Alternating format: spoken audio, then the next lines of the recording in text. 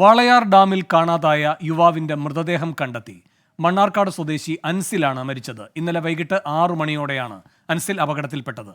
നിഖിൽ പ്രമേഷ് പാലക്കാട് നിന്ന് ചേരുന്നു കൂടുതൽ വിവരങ്ങളുമായി. നിഖിൽ, എന്താണ് വിവരങ്ങൾ? ഇന്നലെ വൈകിട്ട് 6 മണിയോടുകൂടിയാണ് ഈ അൻസിലിനെ കാണാനാകുന്നത്. ഏതാണ്ട് 10ഓളം വിദ്യാർത്ഥികൾ ഒരുമിച്ചായിരുന്നു വാളയാർ ഡാമിൽ കുളിക്കാനെത്തിയത്.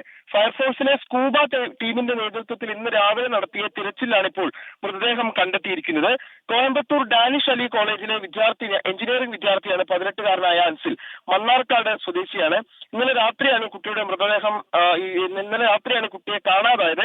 ഇവർ 10 സുഹൃത്തുക്കൾ ചേർന്ന് കുളിക്കാൻ വേണ്ടി എത്തിയപ്പോഴായിരുന്നു ഏതാണ്ട് 6 മണിയോട് കൂടിയാണ് ഇവർ കുളിക്കാനെത്തിയത്. ഏതാണ്ട് അല്പസമയം കഴിഞ്ഞ് മറ്റുള്ളവർക്കൊപ്പം അൻസിലിനെ കാണാതാവുകയും എല്ലാവരും ആശങ്കയിലാവുകയും ഉടനെ തന്നെ പ്രദേശവാസികളെ വിവരമറിയിക്കുകയും ചെയ്തു. അവരും കഞ്ചിക്കോട് നിന്നുള്ള ഫയർഫോഴ്സ് സംഘവും എത്തിയ ശേഷം തെരച്ചിൽ നടത്തിയപ്പോഴാണ് ഈ രാത്രി 9:30 മണി വരെയും തെരച്ചിൽ നടത്തിയെങ്കിലും അൻസിലിനെ കണ്ടെത്താൻ വേണ്ടി കഴിഞ്ഞില്ല. പിന്നീട് ഇന്ന് രാവിലത്തേക്ക് ഈ തിരച്ചിൽ മാറ്റിവെക്കുകയും രാവിലെ നടത്തിയ തിരച്ചിലാണ് ഇപ്പോൾ മൃതദേഹം കണ്ടെത്തിയിരിക്കുന്നത്. നിഖിൽ പ്രമേഷാണ് പാലക്കാട് നിന്ന് വിവരങ്ങൾ നൽകിയത്.